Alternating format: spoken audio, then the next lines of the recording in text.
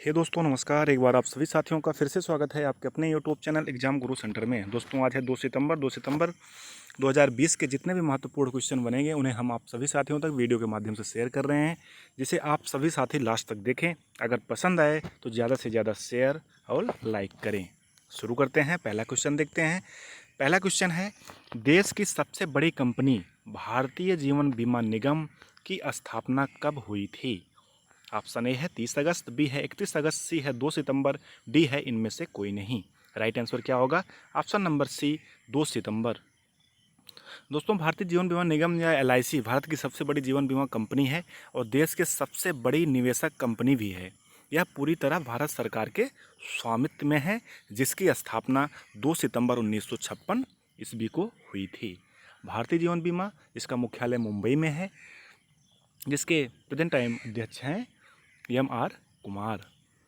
दोस्तों पूरे भारत में भारतीय जीवन बीमा के लगभग 200 से अधिक कार्यालय हैं, लगभग 10 लाख से अधिक एजेंट हैं। नेक्स्ट क्वेश्चन देखते हैं। हाल ही में किस वकील पर सुप्रीम कोर्ट की अवमानना करने पर 1 रुपये का जुर्माना लगा है? ऑप्शन ए है प्रशांत भूषण, बी है अजय कुमार, सी है राघवेंद्र सिंह, डी है इनमें से कोई नहीं। राइट आंसर क्या होगा? Option number A Prashant Bhushan. दोस्तों भारत का उच्चतम न्यायालय या भारत का सर्वोच्च न्यायालय या भारत का सुप्रीम कोर्ट भारत का शीर्ष न्यायिक प्राधिकरण है, जिसे भारत का संविधान भारतीय संविधान के भाग 5 अध्याय 4 के तहत स्थापित किया गया है। दोस्तों अभी हाल ही में प्रशांत भूषण जी ने प्रेजेंट टाइम के जो अपने मुख्य न्यायाधीश हैं उनके बारे में टिप्पणी की थी और पूर्व 4 मुख्य न्यायाधीशों के कार्यकाल के बारे में टिप्पणी की थी, जिससे सुप्रीम कोर्ट ने उनके ऊपर 1 रुपये का जुर्माना, अगर जुर्माना नहीं देते हैं तो 3 महीने की जेल निश्चित किया है। दोस्तों सुप्रीम कोर्ट अनुच्छेद 124 से 147 तक जिसका वर्णन है संविधान में,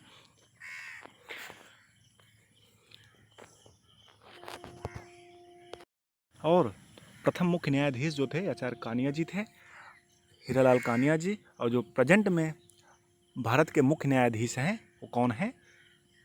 बोबडे जी। नेक्स्ट क्वेश्चन देखते हैं, क्वेश्चन नंबर 3। हाल ही में भारतवंशी प्रीतम सिंह किस देश में विपक्ष के पहले नेता बने? ऑप्शन ए है अमेरिका, बी है जापान, सी है सिंगापुर, डी है इनमें से कोई नहीं। राइट आंसर क्या होगा? Option number C Singapore.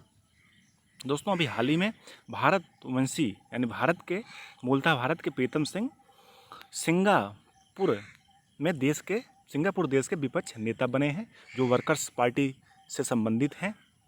दोस्तों सिंगापुर विश्व के प्रमुख बंदरगाहों और व्यापारिक केंद्रों में एक है।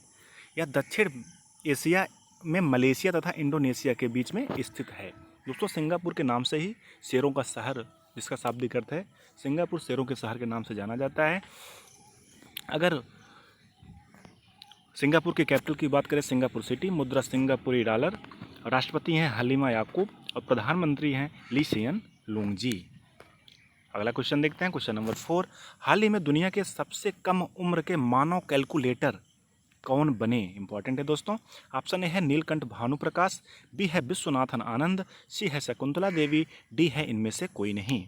दोस्तों इसका राइट आंसर होगा option number A Neelkanth Bhanuprakash. दोस्तों अभी हाल ही में नीलकंठ भानुप्रकाश शकुंतला देवी जी को पीछे छोड़ते हुए सबसे कम उम्र के मानव कैलकुलेटर बने हैं। दोस्तों लंदन में आयोजित द माइंड स्पोर्ट्स ओलंपियाड में मानसिक गणना विश्व चैंपियंस में नीलकंठ भानुप्रकाश जी भारत के लिए स्वर्ण पदक जीता है। दोस्तों ये मूलतः भारत के हैदराबाद से संबंधित है और दिल्ली के स्टेफन कॉलेज से ये पढ़ाई कर रहे थे। अभी इनकी उम्र महज 20 साल है। Next question. हाल ही में जारी सरकारी आंकड़े के अनुसार चालू वित्त वर्ष 2020-2021 अप्रैल जून तिमाही की अर्थव्यवस्था में कितने प्रतिशत की गिरावट आई है? ऑप्शन ए है 3.4%, बी है 23.9%, सी है 47%, डी है इनमें से कोई नहीं। राइट आंसर क्या होगा? Option number B 23.9%।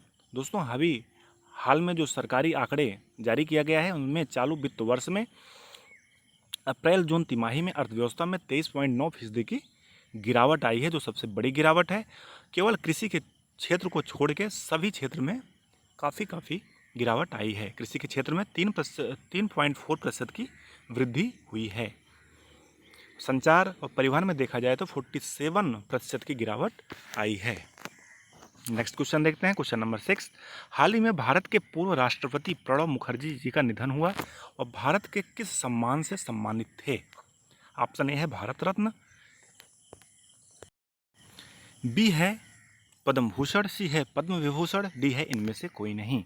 इंपॉर्टेंट है दोस्तों, ऑप्शन ए है भारत रत्न। अभी हाल ही में हमारे भारत के पूर्व राष्ट्रपति प्रणब मुखर्जी जी का निधन हुआ, जो भारत रत्न से सम्मानित थे। इनके बारे में देखते हैं। 1935 11 दिसंबर 1935 को इनका जन्म वीरभूमि मिराती में इनका जन्म हुआ था। इसके बाद जुलाई 1969 में पहली बार राज्यसभा के सदस्य बने थे। 2004 में जीवन में पहली बार लोकसभा चुनाव जीता था और लोकसभा में सदन के नेता बनने के साथ रक्षा मंत्री भी बने थे। 1982 में केंद्रीय मंत्री बने थे। 1980 में राज्यसभा के सदन के नेता बने थे और 2012 में इन्होंने राष्ट्रपति चुनाव जीता था और 2018 में देश के पहले पूर्व राष्ट्रपति बने जिन्होंने राष्ट्रीय स्वयंसेवक संघ के कार्यक्रम को संबोधित किया था। 1935 से 2020 इनका जीवन था, यानी 84 ईयर्स की उम्र में इनका निधन हुआ। केंद्र सरकार ने 1 हफ्ते का राजकीय शोक घोषित किया है। नेक्स्ट क्वेश्चन देखते हैं, क्वेश्चन नंबर 7। राष्ट्रीय पोषण सप्ताह 2020 की थीम क्या है? इंपॉर्टेंट है दोस्तों, अभी 1 से 7 सितंबर तक राष्ट्रीय पोषण सप्ताह दिवस मनाया जा रहा है। उसका जो थीम क्या है? ऑप्शन ए है 70, बी है ईट राइट बाई बाइट, सी है स्वस्थ पोषण, डी है इनमें से कोई नहीं। राइट आंसर क्या होगा? Option number B, eat right bite by bite राष्ट्रीय पोषण सप्ताह 2020 की थीम है। दोस्तों 70 जो है एक किसका थीम है? जो प्रधानमंत्री नरेंद्र मोदी जी का सेवा सप्ताह मनाया जाएगा उसका थीम रखा गया है 70, यानी प्रधानमंत्री नरेंद्र मोदी जी अपना 17वां जन्मदिवस मना रहे हैं। नेक्स्ट क्वेश्चन देखते हैं, क्वेश्चन नंबर 8। हाल ही में दुनिया का सबसे बड़ा सोलर ट्री कहाँ स्थापित किया गया? ऑप्शन ए है पंजाब, बी है उड़ीसा, सी है पश्चिम बंगाल, डी है इनमें से कोई नहीं। राइट आंसर क्या होगा? ऑप्शन नंबर सी, पश्चिम बंगाल। अभी हाल ही में दुनिया का सबसे बड़ा सोलर ट्री पश्चिम बंगाल के दुर्गापुर में स्थापित किया गया। स्थापित यानी डेवलप कौन किया? CSIR यानी council of science and industrial research, council of scientific and industrial research, जिसकी कैपेसिटी है 11.5 किलोवाट। पश्चिम बंगाल के बारे में, जिसकी कैपिटल है कोलकाता, और मुख्यमंत्री हैं ममता बनर्जी जी और राज्यपाल हैं जगदीप धनखड़। सुंदरवन और बुक्सा नेशनल पार्क इम्पॉर्टेंट राष्ट्रीय पार्क है। सबसे बड़ा डेल्टा भी सुंदरवन डेल्टा है। दोस्तों कल का प्रश्न का उत्तर, जो कल प्रश्न आपको दिए थे कमेंट बॉक्स में देने के लिए, राष्ट्रीय खेल दिवस कब मनाया जाता है? इसका राइट आंसर होगा ऑप्शन नंबर बी, 29 अगस्त। मेजर ध्यानचंद के जन्मदिन पर राष्ट्रीय खेल दिवस मनाया जाता है। आज का प्रश्न आपके लिए, मलेशिया राष्ट्रीय दिवस कब मनाया जाता है? 1 सितंबर, 2 सितंबर, 3 सितंबर या इनमें से कोई नहीं। इसका राइट आंसर क्या होगा आपको कमेंट बॉक्स में देना है। दोस्तों आज का वक्तव्य, अगर आपका कोई आलोचक नहीं है तो आपकी सफलता भी अगर आपका कोई आलोचक नहीं है तो आपकी सफलता की संभावना नहीं रहती है। दोस्तों इसलिए आलोचक होना चाहिए। अगर विपक्ष नहीं है तो पक्ष का कोई महत्व नहीं है, मैल्कम एक्स जी ने कहा है। ठीक है दोस्तों, thanks for watching. Like, share and subscribe. अगर अभी चैनल पर नए आए हो चैनल को ज़रूर सब्सक्राइब करिए, लाइक अवश्य करिए। थैंक यू, धन्यवाद, जय हिंद।